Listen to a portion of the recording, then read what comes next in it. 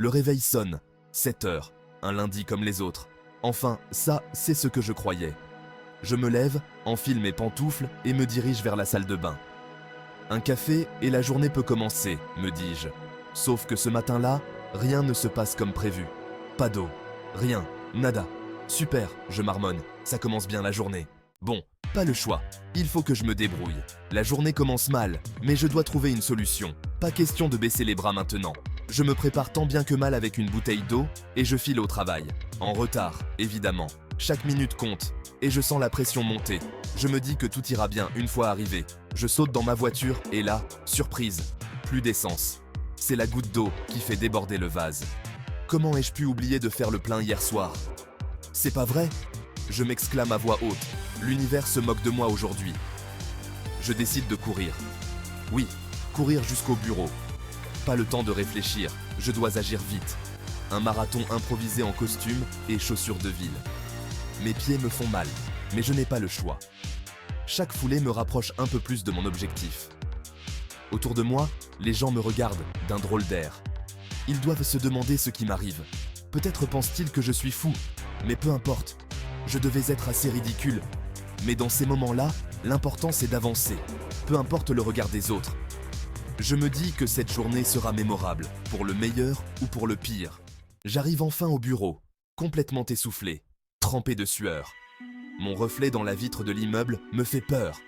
Je me précipite dans l'ascenseur. Ouf, sauvé! Plus que quelques étages et j'y suis. Sauf que, vous l'aurez deviné, l'ascenseur décide de tomber en panne. Entre 2 étages, j'essaie de garder mon calme. Je prends une grande inspiration. Et puis, je me mets à rire. C'était vraiment absurde comme situation. Scène 4. L'erreur fatidique. Une journée qui avait commencé comme toutes les autres, mais qui allait prendre une tournure inattendue. Après une éternité, l'ascenseur redémarre enfin. Les secondes semblaient des heures, et chaque minute passée dans cette boîte métallique augmentait mon stress. J'arrive à mon étage, prêt à affronter ma journée de travail. Mon esprit était déjà rempli de tâches à accomplir et de réunions à préparer. Mon patron m'attendait de pied ferme. Son regard perçant me transperçait et je pouvais sentir la tension dans l'air. « Vous avez une explication pour votre retard ?» me lance-t-il d'un ton glacial. Chaque mot résonnait comme un coup de marteau. Et là, je ne sais pas ce qui m'a pris, j'ai sorti la première excuse qui m'est passée par la tête. J'ai sauvé un chat d'un arbre, monsieur. Mon cœur battait la chamade, espérant que cette excuse improbable passerait. Silence de mort dans le bureau. Chaque seconde de silence semblait une éternité, et je pouvais entendre le tic-tac de l'horloge. Mon patron me regarde, incrédule. Ses sourcils se froncent, et je pouvais presque voir les rouages tourner dans sa tête. Et c'est à ce moment-là que j'ai réalisé mon erreur. Une vague de panique m'envahit, et je savais que j'allais devoir trouver un moyen de me sortir de cette situation délicate. 5e scène. Le retour à la réalité. Après une série d'événements improbables, il était temps de revenir à la dure réalité du bureau.